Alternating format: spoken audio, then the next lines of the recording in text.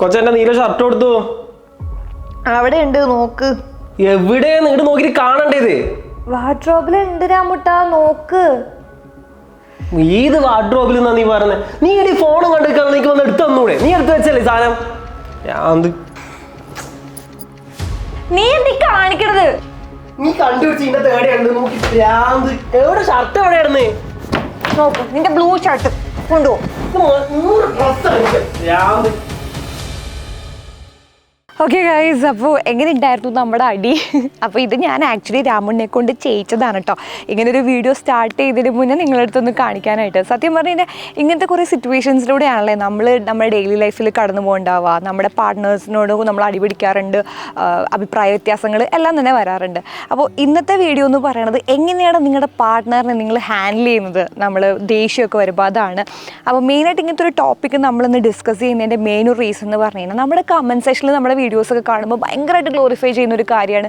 ചേച്ചിയുടെ ഭാഗ്യമാണ് ഇങ്ങനത്തെ ഒരു ഹസ്ബൻഡിനെ കിട്ടണം, അല്ലെങ്കിൽ രാമുണ്ണിന് ഇങ്ങനത്തെ ഒരു വൈഫിനെ കിട്ടിയത് ഭയങ്കര ഭാഗ്യമാണ്, അങ്ങനെ ഞങ്ങളുടെ ഭാഗ്യമാണ്, ലക്കാണ്, ബ്ലെസ്സിങ് ആണ്, അങ്ങനത്തെ ഒരുപാട് കമൻസ് ഒക്കെ വരാറുണ്ട്. സോ ഇത് ആക്ച്വലി ഒരു ബ്ലെസ്സിങ് ആണോ? ഇത് ആക്ച്വലി ഒരു ലക്ക് ഫാക്ടർ മാത്രമാണോ? ഞങ്ങളുടെ ഒരു അനുഭവത്തിൽ പറയുകയാണെങ്കിൽ അല്ല എന്നാണ്. കാരണം നമ്മൾ രണ്ടാളും ജീവിച്ചു വളർന്ന സാഹചര്യത്തിൽ, അല്ലെങ്കിൽ നമ്മൾ ആ ഒരു റിലേഷൻഷിപ്പ് പോകുന്ന സമയത്ത് നമ്മളായിട്ട് പരസ്പരം മനസ്സിലാക്കിയാണ് അങ്ങനത്തെ ഒരു രീതിയിലേക്ക് എത്തിയത്. അതെന്ന് വെച്ച് കഴിഞ്ഞാൽ എല്ലാവർക്കും ആകാം, നിങ്ങൾക്കും ആവാം, ആൻഡ് ഈ വീഡിയോ കണ്ടുകൊണ്ടിരിക്കുന്ന എല്ലാവർക്കും ആവാം. അതുകൊണ്ട് തന്നെ അതൊരു ബ്ലെസ്സിങ് ആണ്, അല്ലെങ്കിൽ അതൊരു ലക്ക് മാത്രമാണെന്ന് പറയാൻ പറ്റില്ല. അപ്പം നമ്മുടെ പാർട്ട്ണറിനെ അത് എങ്ങനെ കമ്മ്യൂണിക്കേറ്റ് ചെയ്ത് അങ്ങനെ ആക്കുക എന്നുള്ളതിലാണ് കാര്യം. അപ്പം നമ്മുടെ ഒരു ചാനലിലെ കോർ ഓഡിയൻസ് എന്ന് പറയുന്നത് 15+, അതായത് ചെറിയ കുട്ടികളിൽ തുടങ്ങിയിട്ടുള്ളവരാണ് കൂടുതലും. അപ്പോൾ മിക്കപ്പോഴും വരുന്ന ടീനേജ് ലവ് അല്ലേ? ആ ടീനേജ് ലവിലുണ്ടാകുന്ന കുറേ പ്രശ്നങ്ങളൊക്കെ ഭയങ്കരമായിട്ട് പറയാറുണ്ട്. ചേച്ചി എങ്ങനെയാണ് നിങ്ങൾ കോളേജ് ടൈമിൽ സെറ്റായത്, എങ്ങനെയാണ് ചേട്ടന് ആ സമയത്ത് ചേട്ടൻ ഇത്രയും അൺറൊമാൻറ്റിക്കായിട്ട് എങ്ങനെ പറഞ്ഞ് ഇങ്ങനെയൊക്കെ ആക്കി എന്നുള്ളത് ഒരു സംഭവം എപ്പോഴും ചോദിക്കാറുണ്ട് കുട്ടികളാണെന്നുണ്ടെങ്കിൽ. അപ്പോൾ ടീനേജ് ലവിൽ എപ്പോഴും നമ്മൾ വിചാരിക്കുന്ന ഒരു ഫാൻറ്റസി ഫേസ് ആയിരിക്കും അല്ലേ? അത് നമുക്ക് കുറേ കോൺസെപ്റ്റുകൾ ഉണ്ടാവും, എക്സ്പെക്റ്റേഷൻസ് ഉണ്ടാവും, ഇങ്ങനെയാകണം. ഇപ്പോൾ എന്നെ സംബന്ധിച്ചിട്ട് ഞാൻ ഭയങ്കരമായിട്ട് കോൺസെപ്റ്റ് ഉണ്ടായിരുന്നുള്ളൂ, എക്സ്പെക്റ്റേഷൻ ഉണ്ടായിരുന്നുള്ളതാണ്. ഭയങ്കരമായിട്ട് എക്സ്പ്രസ് ചെയ്യണം, എൻ്റെ ഫോട്ടോ സ്റ്റാറ്റസ് ഇടണം, ഐ ലവ് യു എന്നൊരു 10 വട്ടം പറയണം, അങ്ങനത്തെയൊക്കെ ഒരു ഫാൻറ്റസി വേൾഡായിരുന്നു എൻ്റെ എന്ന് പറയുന്നത്. പക്ഷേ എൻ്റെ റിയാലിറ്റി ചെക്ക് എടുത്തു കഴിഞ്ഞാൽ രാമൂട്ട് എന്ന് പറയുന്നത് ഒരു അൺറൊമാൻറ്റിക് ആയിട്ടുള്ള ഒരാളായിരുന്നു. അപ്പോൾ അങ്ങനെ ഒരാളെ ഞാൻ ഡീൽ ചെയ്യുക ആ സമയത്ത് എന്ന് പറഞ്ഞു കഴിഞ്ഞാൽ എന്നെ സംബന്ധിച്ചിട്ട് എൻ്റെ ഡിസിഷൻ തെറ്റായിപ്പോയി, അങ്ങനത്തെ കുറേ കാര്യങ്ങളുണ്ടാവും. സോ ആ സമയത്ത് ഞാൻ എടുത്ത ഒരു തീരുമാനം എന്ന് പറഞ്ഞു കഴിഞ്ഞാൽ, ഓക്കെ, ആ ഒരു പേഴ്സൺ അങ്ങനെയാണ്, ഞാൻ ജീവിച്ച് വളർന്ന പോലെയല്ല ആ ഒരു വ്യക്തി ജീവിച്ച് വന്നിട്ടുണ്ടാവുക. ചിലപ്പോൾ ലവ് എക്സ്പ്രസ് ചെയ്യണത് അറിയണ്ടാവില്ല. അപ്പം ഞാനെടുത്ത ഒരു സ്ട്രാറ്റജി എന്താണെന്ന് വെച്ച് കഴിഞ്ഞാൽ, എനിക്കെങ്ങനെയാണോ വേണ്ടത് അങ്ങനെ തന്നെ ഞാൻ ചെയ്യാൻ തുടങ്ങി. ഇപ്പോൾ എന്നെ ഇങ്ങനത്തെ രീതിയിലൊക്കെ മനസ്സിലാക്കണം, സോ സെയിം തന്നെ ഞാൻ പുള്ളിനെ അങ്ങനത്തെ രീതിയിൽ മനസ്സിലാക്കാൻ തുടങ്ങി. അപ്പോൾ കാര്യങ്ങൾ കുറച്ചും കൂടെ സ്മൂത്തായി. പ്രത്യേകിച്ച് പറയുകയാണെങ്കിൽ ഇപ്പോൾ ഈ ലോങ് ഡിസ്റ്റൻസ് റിലേഷൻഷിപ്പ്, അപ്പോൾ ടീനേജ് ലെവലിൽ ഏറ്റവും കൂടുതൽ ഫേസ് ചെയ്യുന്ന ഒരു കാര്യമായിരിക്കും. പാർട്ട്ണർ ചിലപ്പോൾ പഠിക്കാൻ പോയിട്ടുണ്ടാവും, ജോലിക്ക് പോയിട്ടുണ്ടാവും, അങ്ങനത്തെ ഉള്ള സമയങ്ങളിൽ ലോങ് ഡിസ്റ്റൻസ് റിലേഷൻഷിപ്പിലുള്ളവർക്ക് മിക്കപ്പോഴും വരുന്നൊരു പ്രോബ്ലമാണ്, ഞാനിവിടെ ഒറ്റയ്ക്ക് ഇരിക്കുമ്പോൾ അവൻ എൻജോയ് ചെയ്യാൻ പോകുന്നു, അവൻ്റെ ഫ്രണ്ട്സിൻ്റെ കൂടെയാണെങ്കിൽ അവളുടെ ഫ്രണ്ട്സിൻ്റെ കൂടെയാണെങ്കിൽ എനിക്ക് ടൈം സ്പെൻഡ് ചെയ്യാൻ കിട്ടുന്നില്ല, ഇങ്ങനത്തെ കാര്യങ്ങളായിരിക്കും. സോ ആ സമയത്ത് അല്ലെങ്കിൽ എൻ്റെ ലൈഫിലും ഈ ഒരു ലോങ് ഡിസ്റ്റൻസ് പ്രശ്നങ്ങൾ വന്നിട്ടുണ്ട്. അപ്പം ഞാൻ ആ സമയത്ത് എന്താ ചെയ്തതെന്ന് വെച്ച് കഴിഞ്ഞാൽ, മാക്സിമം ടൈമും സ്പേസും കൊടുത്തു. ഇനീഷ്യലി നമ്മൾ പ്രോബ്ലം ഉണ്ടായിരുന്നു, കാരണം അത് മനസ്സിലാക്കാൻ എനിക്കെടുത്ത ആ ഒരു സമയം. പക്ഷെ ആ സമയം ഭയങ്കര ഒരു എന്താ പറയുക, ക്രൂഷ്യലാണ് കേട്ടോ. ഒരുപാട് നമ്മൾ ആ സമയം എടുക്കരുത് അവരെ മനസ്സിലാക്കാനായിട്ട്. സോ മാക്സിമം അവർക്ക് ടൈമും സ്പേസും കൊടുത്തു കഴിഞ്ഞ് കഴിഞ്ഞാൽ ദേ വിൽ കം ബാക്ക്. അവർ നമുക്ക് വേണ്ടിയിട്ട് സമയം എന്തായാലും തരും. നമ്മളിങ്ങനെ കുത്തി എനിക്ക് സമയം എന്താ, എന്നോടിപ്പോൾ സംസാരിക്കും, ഫ്രണ്ട്സിൻ്റെ അടുത്ത് പോകണ്ട എന്നൊക്കെ പറഞ്ഞു കഴിഞ്ഞാൽ അവരും ഈക്വലി ഫ്രസ്ട്രേറ്റഡ് ആകും. സോ ആ സമയത്ത് ഞാൻ ചെയ്തതെന്ന് പറയുന്നത് ടൈമും സ്പേസും കൊടുത്തു. സോ അങ്ങനെയൊന്ന് നിങ്ങളും ട്രൈ ഔട്ട് ചെയ്ത് നോക്കുകയാണെന്നുണ്ടെങ്കിൽ it will be work out. So ഇതിൽ മെയിനായിട്ട് വരുന്നൊരു കാര്യമാണ് മിസ്കമ്മ്യൂണിക്കേഷൻ. പലപ്പോഴും മിസ്കമ്മ്യൂണിക്കേഷൻ റിലേറ്റ്സ് ടു ഫൈറ്റ് അല്ലേ? നമ്മൾ ഉദ്ദേശിക്കുന്ന കാര്യം ആയിരിക്കില്ല ചിലപ്പോൾ നമ്മൾ പറയണ്ടാവുക പാർട്ട്ണറിനോട്. നമ്മൾ ചിലപ്പോൾ ഉദ്ദേശിച്ചിട്ടുണ്ടാവുക ഞാൻ അങ്ങനെയല്ല പറഞ്ഞത്, പക്ഷെ ഞാൻ അങ്ങനെയല്ല ഉദ്ദേശിച്ചത്, പക്ഷെ പറഞ്ഞു വന്നപ്പോൾ അങ്ങനെ ആയിപ്പോയിന്ന് പൊതുവേ ആൾക്കാർ പറയുന്ന ഒരു കാര്യമാണിത്. ഇപ്പം ഞാനാണെങ്കിലും രാമോണ്ടായിട്ട് എന്തെങ്കിലും ചെയ്ത് കഴിഞ്ഞാൽ ക്ലാരിറ്റി ആയിട്ടുള്ള കാര്യം പറയാതെ ദേഷ്യം വരുന്ന സമയത്ത് അതിങ്ങനെയാണ് എന്ന് മാത്രം ഫൈറ്റ് മീൻസ് ആ ഒരു ദേഷ്യത്തിൻ്റെ പുറത്ത് ചിലപ്പോൾ പല മിസ്കമ്മ്യൂണിക്കേഷൻസും വരും. അതോടുവിൽ ആക്ച്വൽ കോർ പ്രോബ്ലത്തിനേക്കാൾ കൂടുതൽ എന്താണെന്ന് പറയുക പ്രശ്നമാക്കാൻ പോകണം നമ്മൾ ഉപയോഗിച്ച വാക്കുകളും ആ സമയത്ത് നമ്മളെടുത്ത ആ ഒരു ദേഷ്യമില്ലേ, അതായിരിക്കും മോസ്റ്റ്ലി ഉണ്ടാവാൻ പോവുക. So whenever you are angry, ദേഷ്യപ്പെട്ടിരിക്കുന്ന സമയത്ത് പൊതുവെ സംസാരിക്കാതിരിക്കുന്നതായിരിക്കും ഏറ്റവും നല്ലത്. ആ സമയത്ത് നിങ്ങളും ഒരു ബ്രേക്ക് എടുക്കുക, മിണ്ടാതെ മാറിയിരിക്കുക. If your partner also try to fight with you, നിങ്ങൾ പാർട്ട്ണറിനോടും പറയുക കുറച്ച് സമയം എടുത്ത് മാറി നിൽക്കാനായിട്ട്. അപ്പോൾ അങ്ങനെ ഒരു സമയം എടുക്കുമ്പോൾ നമ്മളിങ്ങനെ തിങ്ക് ചെയ്യും, ഓക്കെ ഞാൻ എന്തൊക്കെയാണ് പറഞ്ഞത്, ആ സമയത്ത് ഈവൻ നമ്മുടെ പാർട്ട്ണർ എന്താ തിരിച്ച് പറഞ്ഞത് എന്നൊക്കെ നമ്മളിങ്ങനെ എന്ത് ചെയ്യാം, അനലൈസ് ചെയ്യും. ആ അനലൈസ് ചെയ്തിട്ട് ഓക്കെ ഇനി ചെന്നിട്ട് പോയി സംസാരിക്കാമെന്ന് പറഞ്ഞ് പറയുമ്പോൾ നമ്മുടെ ആ ഒരു ദേഷ്യം മാക്സിമം കുറച്ചിട്ട് നമ്മൾ കാര്യങ്ങൾ സംസാരിക്കും.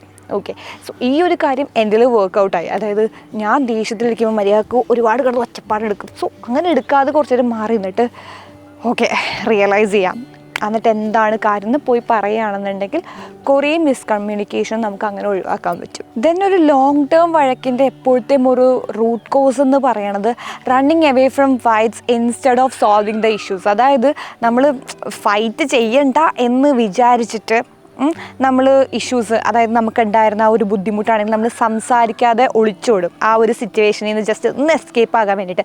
പക്ഷേ അങ്ങനെ കണ്ടിന്യൂസ് ആയിട്ട് നമ്മൾ സംഭവിക്കും എന്തെന്ന് പറയുമ്പോൾ നമ്മൾ പ്രോപ്പറായിട്ട് കമ്മ്യൂണിക്കേറ്റ് ചെയ്യാണ്ടാവും. നമ്മൾ നേരത്തെ പറഞ്ഞോളൂ, മിസ്കമ്മ്യൂണിക്കേഷൻ വരുന്നതിൻ്റെ മെയിൻ റീസൺ എന്ന് പറഞ്ഞു കഴിഞ്ഞാൽ ഇങ്ങനെ നമ്മൾ ഓക്കെ ഞാൻ തിരിച്ച് പറഞ്ഞാലല്ലേ കുഴപ്പമുള്ളൂ, ഞാൻ ഒന്നും ഇപ്പോൾ പറയണില്ല, അവരെന്താണെന്ന് വെച്ചാൽ വഴക്കുണ്ടാക്കിക്കോട്ടെ, ഞാനിപ്പോൾ ഒന്ന് മാറി നിൽക്കാമെന്ന് പറഞ്ഞാൽ പോലും അത് പ്രോബ്ലം തന്നെയാണ്.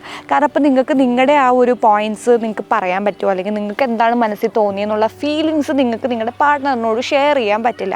അപ്പോൾ അങ്ങനത്തെ അവസ്ഥയിൽ എന്താ സംഭവിക്കുകയെന്ന് വെച്ച് കഴിഞ്ഞാൽ അതിങ്ങനെ കണ്ടിന്യൂസ് ആയിട്ട് വന്ന് ലാസ്റ്റ് അതൊരു വലിയൊരു പ്രോബ്ലം ആയിട്ട് മാറും.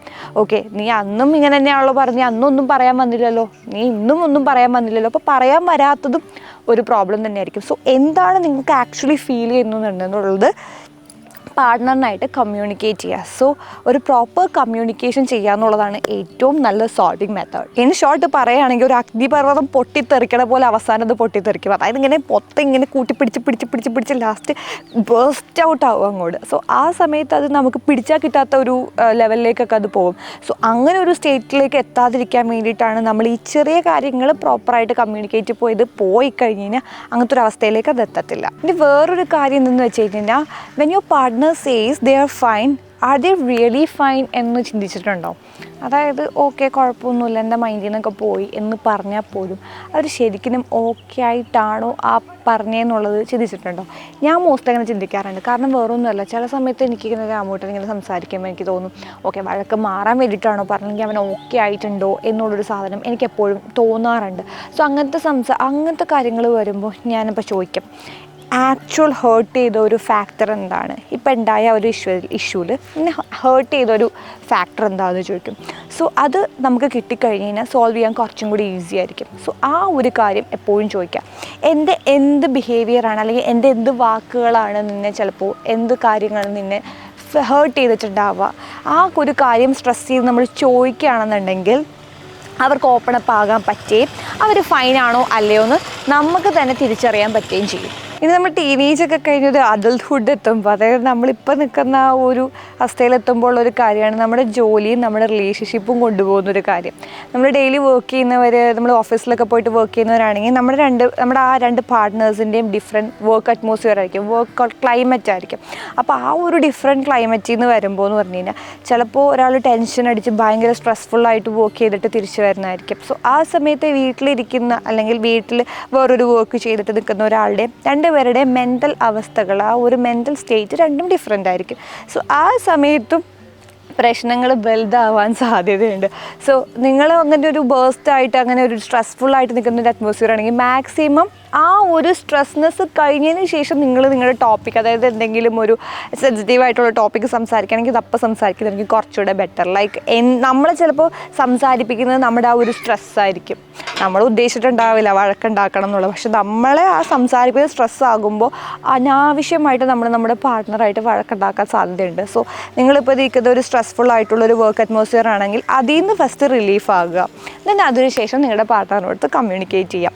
ആൻഡ് കുറച്ച് നാൾ നിങ്ങൾ അങ്ങനെ ഒന്ന് ട്രൈ ചെയ്ത് നോക്കുകയാണെങ്കിൽ കോഴ്സ് ഓഫ് ടൈം നിങ്ങൾക്ക് മനസ്സിലാകും, ഓക്കെ എൻ്റെ പാർട്ട്ണർ ഇങ്ങനെയാണ്, ഓക്കെ ഞാനിങ്ങനെയാണ്. അപ്പോൾ അവിടെ അടികളുണ്ടാകാതെ പരസ്പരം മനസ്സിലാക്കുന്ന ഒരു നല്ലൊരു പോയിൻ്റ് ഓഫ് ടൈം എത്തും. ആ ഒരു പോയിൻ്റ് ഓഫ് ടൈം എൻജോയ് ചെയ്യാൻ ഭയങ്കര ഈസിയാണ്. കാരണം നമ്മളെന്ന് പറയുമ്പോൾ ഭയങ്കരമായിട്ട് റിലീഫാകും. ഓക്കെ, ഞാൻ എന്ത് ചെയ്താലും അല്ലെങ്കിൽ ഞാൻ എനിക്കിഷ്ടമുള്ള എന്ത് കാര്യം ചെയ്തോട്ടെ, ഞാൻ എന്ത് വർക്കിൽ ഏർപ്പെട്ടോട്ടെ എന്ന് മനസ്സിലാക്കുന്ന ഒരാൾ അപ്പുറത്തുണ്ടല്ലോ എന്നുള്ളൊരു എന്താ പറയുക, ഒരു peace of mind. End of the day എല്ലാവരും ആഗ്രഹിക്കുന്ന ഒരു കാര്യം പീസ് ഓഫ് മൈൻഡാണ്, സമാധാനം. ഒരു റിലേഷൻഷിപ്പ് സമാധാനം തന്നിട്ടില്ല എന്നുണ്ടെങ്കിൽ അതൊരു നല്ലൊരു റിലേഷൻഷിപ്പാണ് നമുക്ക് പറയാൻ പറ്റില്ല, അല്ലേ? എല്ലാവർക്കും സമാധാനം വേണം. സോ ആ സമാധാനത്തിലേക്ക് എത്തണം എന്നുണ്ടെങ്കിൽ അത് ആക്കിയെടുക്കുക എന്നുള്ളതാണ്. അപ്പോൾ ഞാൻ ഈ പറഞ്ഞ കാര്യങ്ങളൊക്കെ എന്ന് പറഞ്ഞു കഴിഞ്ഞാൽ എൻ്റെ ലൈഫിൽ വർക്കൗട്ട് ആയിട്ടുള്ള കാര്യങ്ങളാണ്. അല്ലെങ്കിൽ നമ്മുടെ കമൻറ്റ് സെക്ഷൻസിൽ എല്ലാവരും ചോദിക്കുന്ന ഒരു കാര്യത്തിൽ നിന്ന് ഞാൻ പറയുന്ന കാര്യമാണ്. Because everyone glorifying our relationship but still we have gone through these things. Okay, so അത് നിങ്ങളായിട്ട് ഡിസ്കസ് ചെയ്യണം. അതിൽ ഞാനെടുത്ത സ്റ്റാൻഡും രാമൂട്ടിനെടുത്ത സ്റ്റാൻഡും എന്താണെന്ന് പറയാൻ തോന്നി. അതുകൊണ്ടാണ് ഇപ്പോൾ ഇങ്ങനെ ഒരു എന്താ പറയുക, ഇങ്ങനൊരു സെഷൻ അല്ലെങ്കിൽ ഇങ്ങനൊരു വീഡിയോ തന്നെ ചെയ്യുന്നതിൻ്റെ ഒരു റീസൺ എന്ന് പറയുന്നത്. എൻഡ് ഓഫ് ദ ഡേ ഇത് ചിലർക്ക് ശരിയാകും, ചിലർക്ക് ശരിയാകൂല എന്നുള്ളതാണ്. പക്ഷേ മനസ്സിലാക്കി കഴിയുകയാണെങ്കിൽ അപ്പത്ത് നിൽക്കുന്ന ആളെ നമ്മൾ പ്യുവറായിട്ട് അല്ലെങ്കിൽ 100% പറ്റില്ല, നമുക്ക് ഒരു മനുഷ്യനെ 100% മനസ്സിലാക്കാൻ പറ്റില്ല. ബട്ട് സ്റ്റിൽ ഒരു 50% മനസ്സിലാക്കാൻ നമ്മൾ ശ്രമിക്കുകയാണെന്നുണ്ടെങ്കിൽ കാര്യങ്ങൾ കുറച്ചും കൂടെ സ്മൂത്തായിരിക്കും, അല്ലേ? അല്ല രാമൂട്ട? ആക്ച്വലി വീഡിയോൻ്റെ ബാക്ക് ചെയ്യുന്ന ആളത് മൊത്തം കേട്ടുകൊണ്ടിരിക്കുകയാണ്. ഈ വീഡിയോ ആക്ച്വലി ഞങ്ങൾ ഒരുമിച്ച് ഷൂട്ട് ചെയ്യാനാണ് വന്നത്. പിന്നെ രാമൂട്ടൻ പറഞ്ഞു, ഐ തിങ്ക് നീ ഇത് പറയുന്നത് നിൻ്റെ ഒരു പെർസ്പെക്റ്റീവിൽ, നിൻ്റെ ഒരു പോയിന്റ് ഓഫ് വ്യൂവിൽ പറഞ്ഞു കഴിയുമ്പോൾ കുറച്ചും കൂടെ ആൾക്കാർക്ക് കണക്ട് ചെയ്യാൻ പറ്റും എന്ന്, നമ്മുടെ വ്യൂവേഴ്സിന് കുറച്ചുകൂടെ കണക്ട് ചെയ്യാൻ പറ്റും എന്നാണ് രാമൂട്ടൻ പറഞ്ഞത്. So I thought that okay then ഞാൻ എൻ്റെ പോയിന്റ് ഓഫ് വ്യൂവിൽ പറയാം. പക്ഷെ അങ്ങനെ പറഞ്ഞ സ്ഥിതിക്ക് നമ്മുടെ അപ്പുറത്ത് നിൽക്കുന്ന പാർട്ട്ണറിൻ്റെ ഒരു പോയിന്റ് ഓഫ് വ്യൂ എന്താണെന്ന് കേൾക്കണ്ടേ? വന്നേങ്ങട് വരൂ. അല്ല, കുറച്ച് പറയണമല്ലോ, ബിക്കോസ് നമ്മൾ ഒരുമിച്ച് വന്നാണ്, കണ്ടറിണ്ടൊക്കെ കിട്ടും, ഒരുമിച്ച് വന്നതാണ്. പിന്നെ നീ ആയിട്ട് അങ്ങോട്ട് മാറി നിന്നാണ്. പറ. ഞാൻ ഇത് കുറച്ച് സെൻസിറ്റീവായ ടോക്കാണ്.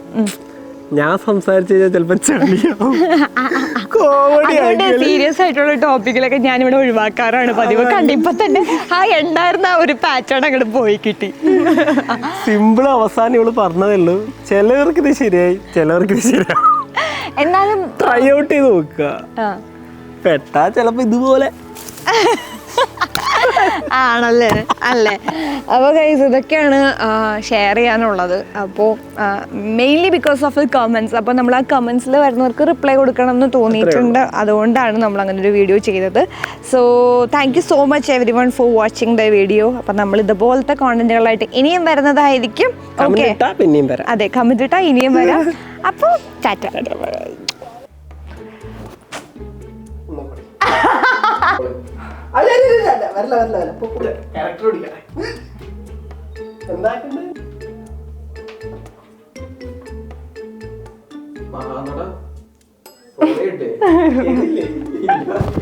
അവിടെ അഭിനയിച്ചത് അകർക്കരേട്.